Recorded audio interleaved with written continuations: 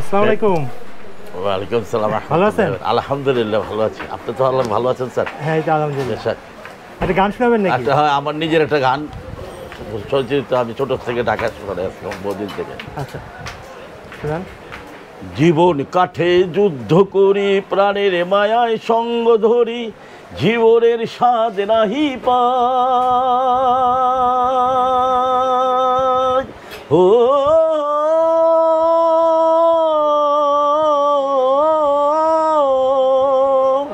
জীবন কাঠে যুদ্ধ করি, প্রাণের মায়ায় সঙ্গ ধরি, জীবনের স্বাদ নাহি পাই।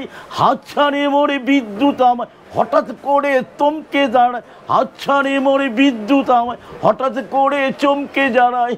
জানি ওই ভোরের পাখি গায়, তবু তোরই বাইতে হবে, খেওয়া পার যেতেই হবে, তবু তোরই বাইতে হবে, খেওয়া পার যেতেই হবে।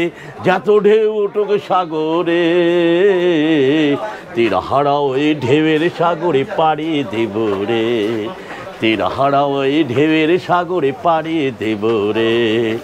আমরা কজন নবীর মাঝি হাল ধরেছি, এবার শক্ত করে, এবার শক্ত করে, তীর হারা ওই ঢেউয়ের সাগরে পাড়ি দেব রে, তীর হারা ওই ঢেউয়ের সাগরে পাড়ি দেব রে। জীবনের রঙ্গমঞ্চে টানে না, টানে না, টানে না, ফুলেরও গন্ধ কেমন জানি না, জানি না, জানি না, জ্যোৎস্না রঙ্গ চোখে পড়ে না, ওরাও বুলো কবু ডাকে না, ডাকে না, ডাকে না। বৈশাখের রৌদ্র ঝড়ে আকারে যখন ভেঙেই পড়ে, ছিঁড়া পালারও ছিঁড়ে যায়। ও